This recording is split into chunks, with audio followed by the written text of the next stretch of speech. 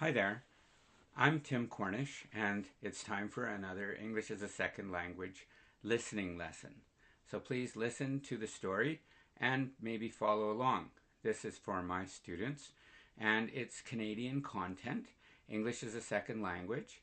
I am recording in Calgary, Alberta, Canada, and it's November 2014 when this recording is being made. So please listen, and if you can, try and repeat some of the things that I say. Try and use it also to help your pronunciation. So this is listening and pronunciation practice. And today's lesson is on the Canadian beaver.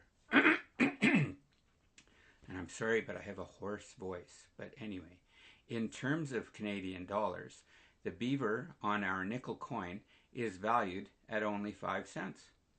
But in terms of its contribution to the history of the country, the beaver's value is too great to estimate. Before maple leaves, Mounties, and Eskimo carvings, the beaver stood alone as a true symbol of life in Canada. As early as 1632, long before Canada was founded, the beaver appeared on the coat of arms, granted by King Charles I to Sir William Alexander of Nova Scotia. Early settlers were also quick to suggest the beaver as an appropriate animal to symbolize life in this new land. That's because the fur trade dominated the Canadian economy under the rule of both the French and British, and the beaver's pelt, a thick mat of soft underfur preferred by European hat makers, was on the top of the fur trade's most hunted list for centuries. Beaver pelts had long been a prize catch for local Indians, who hunted beaver out of necessity for use in clothing. But it wasn't until the European fur trade expanded overseas to Canada and North America that the beaver pelt became a source of income for hunters of all kinds. Throughout the 1600s, European fur traders looked at the beaver-rich Canadian wilderness as a new source of vast wealth. The French began fur trading along the St. Lawrence River, while the British moved their main fur trading operations north from New England to Hudson's Bay. Large fortunes were at stake, and the two countries ultimately fought a war, won by the British, to determine the rights to Canada's profitable hunting grounds. While the fur trade nearly wiped out the entire beaver population, it did play a vital role in the founding of our country. In this never-ending search for beaver skin, early fur traders often blazed new trails across the unexplored mountains and plains and navigated the many rivers of Canada.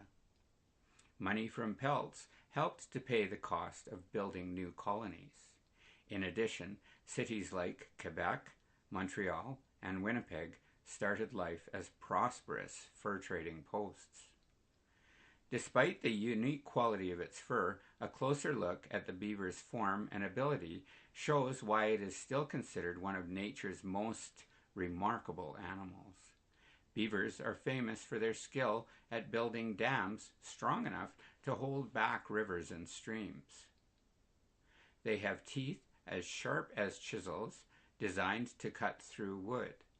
Their clear eyelids allow them to see underwater, and their flat, paddle-shaped tails can be used to swim, sit up, and help carry heavy loads.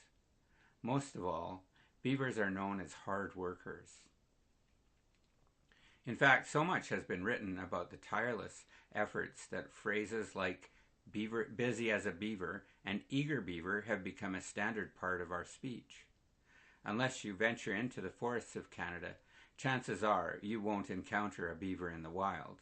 But if you really want to see Canada's national animal, all you have to go hunting for is a nickel. Have a good day.